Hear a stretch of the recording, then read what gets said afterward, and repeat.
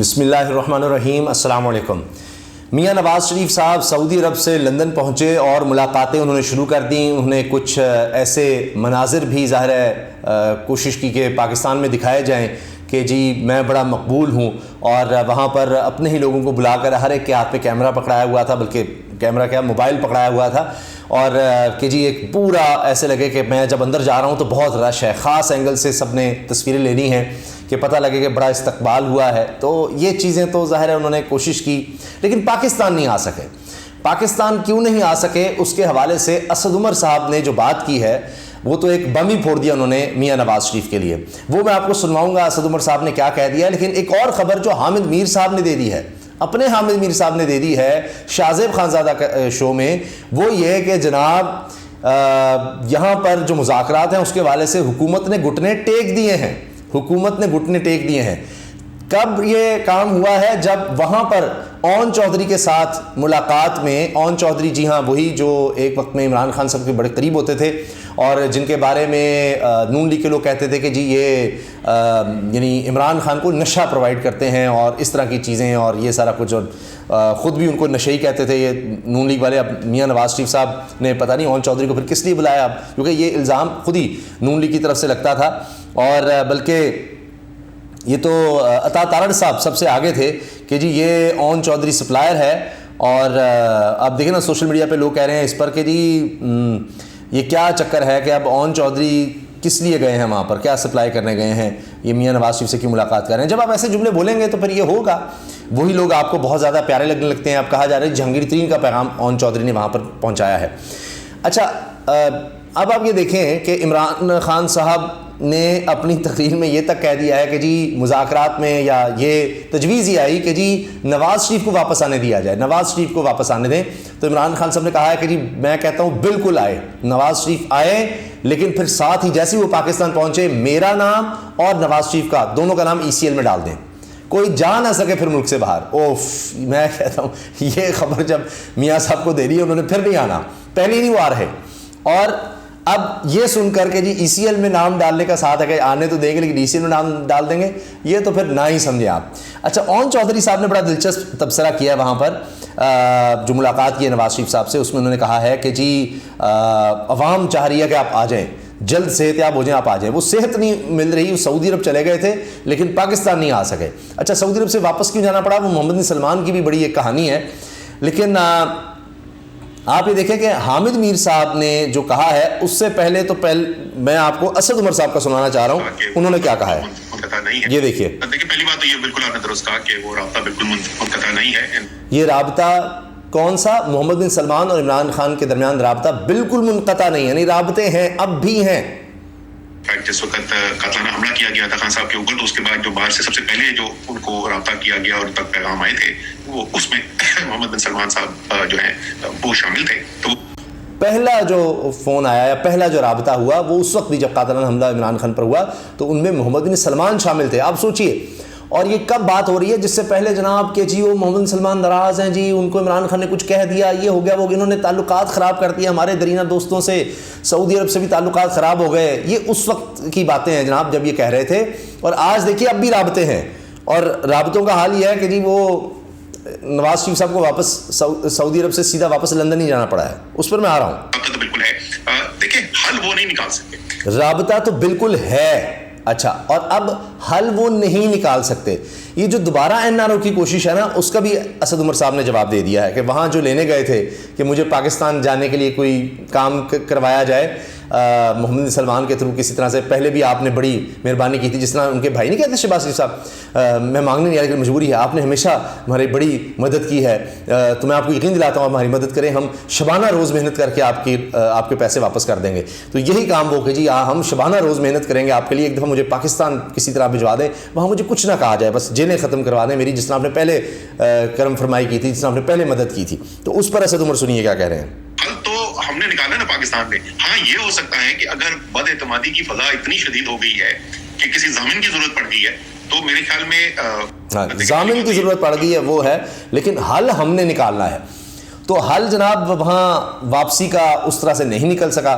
مگر عمران خان تو بڑی آفر کر رہے ہیں، انہوں نے خطاب میں کہہ دیا کہ آ جائیں جی لیکن ECL میں نام ڈال دیں، تو وہ والا حل نہیں نکل سکا۔ اب حال یہ ہوا ہے کہ میاں نواز شریف صاحب جب واپس لندن پہنچے ہیں تو وہاں سے جو پہلی ویڈیو سامنے آئی ہے، اور خود مرتضیٰ علی شاہ جو جیو کے لندن میں رپورٹر ہیں، وہ کوئی شاید ہی کوئی ایسی ہوگی، کوئی آپ کو نہیں ملے گی میاں نواز شریف صاحب کی کوئی میڈیا ٹاک ہو جس میں آپ کو مرتضیٰ علی شاہ صاحب نہ ملیں، تو وہ ہمیشہ ہوتے ہیں ساتھ، اور بلکہ جب وہاں احتجاج کوئی کرتا ہے تو جو احتجاج کر رہے ہوتے ہیں تو ان کی ویڈیو ساتھ بنا رہے ہوتے ہیں، اور آپ کو ہمیشہ میاں نواز شریف صاحب کے گھر کے باہر وہ کھڑے ہوئے اور پروٹیکشن کی بھی کوشش کر رہے ہوتے ہیں کہ ان کے گھر کی طرف کوئی نہ جائے، ان کے کسی کو کچھ نہ کہے، اور جو لوگ احتجاج کریں ان کی ویڈیو ضرور بن سکیں، تو آپ کو وہ مناظر نظر آتے ہیں۔ انہیں مرتضیٰ علی شاہ صاحب نے ٹویٹر پر نا یہ ویڈیو لگائی ہے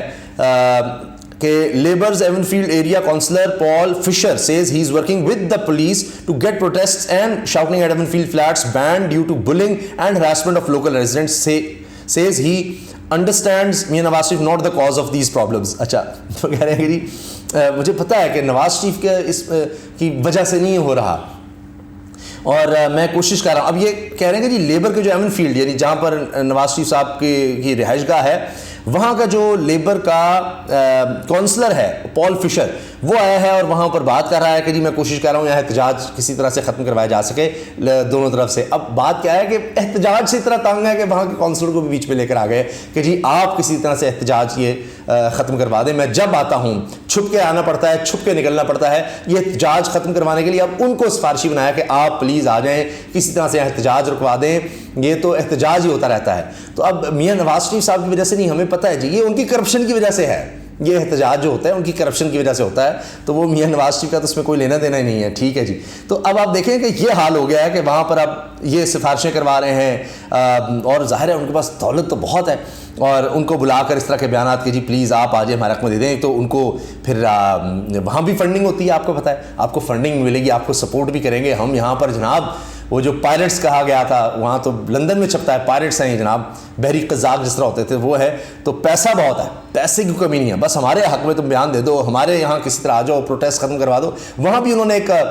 پاکستان بنانے کی وہ کوشش میں لگے ہوئے ہیں پیسے کے بلبوتے پر، لیکن وہاں بننا نہیں ہے۔ تو یہ اتنے وہاں سے تنگ ہے کہ پہلی جو ویڈیو وہاں پر سامنے آئی، یا تو وہ کہ اپنے گھر میں کیسے جا رہے ہیں، اور اس کے بعد یہ جناب وہاں سے ویڈیو سامنے آئی کہ کونسلر کو بھی بلا لیا ہے سفارش کے لیے، یہ حال ہو گیا ہے۔ اور یہاں پر جناب حامد میر صاحب، ہاں جی حامد میر صاحب، ان کا میں بتانے سے پہلے چاہ رہا ہوں کہ جو خبر لگی اون چودھری سے ملاقات کی، اس میں نواز شریف صاحب نے کیا کہا، پی ٹی آئی کے مطالبات کا کوئی سر پیر نہیں، نواز شریف جو مطالبات ہیں ان کا کوئی سر پیر نہیں۔ مطالبات کیا ہیں کہ آپ مئی میں اسمبلیاں تحلیل کریں اور اگست تک الیکشن ہوں، جولائی یا اگست میں،